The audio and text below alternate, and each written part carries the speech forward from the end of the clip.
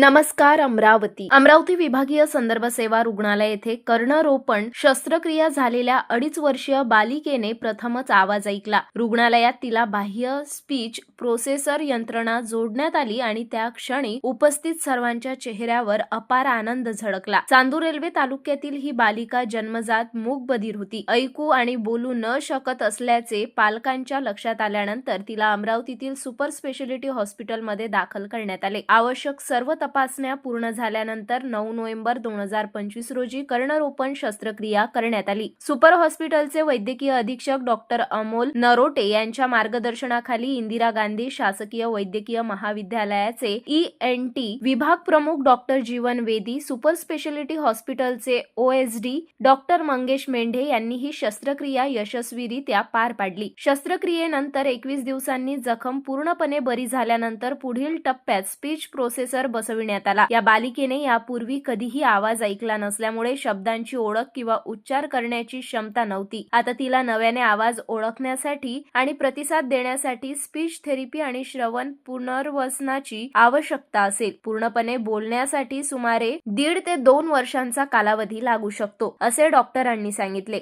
या भावनिक क्षणी डॉक्टर मंगेश मेंढे, ऑडिओलॉजिस्ट लक्ष्मण मोरे तसेच सुपर स्पेशालिटी हॉस्पिटल मधील doctor Madhav Dhopare, doctor Vikrant Kudmethe, doctor Ujjwala Mohod आणि डॉक्टर जयश्री पुजदेकर उपस्थित होते. माझं नाव निलेश मनोहर खांडकुरे, राहणार आमला विश्वेश्वर, तालुका चांदूर रेल्वे, जिल्हा अमरावती. हे सुपर हॉस्पिटल स्पेशालिस्ट अमरावती मध्ये सर ते आपले मेंढे सर आहे. म्हणजे माझ्या मुलीला ऐकू येत नव्हतं, 2 वर्ष झाले होते, पण तिला ऐकू येत नव्हतं काहीच.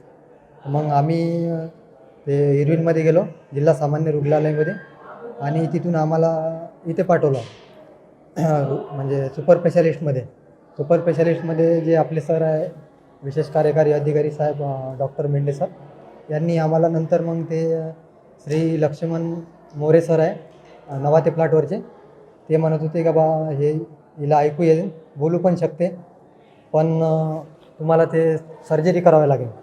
आम्ही म्हटलं का बा ठीक आहे, सर्जरी करू.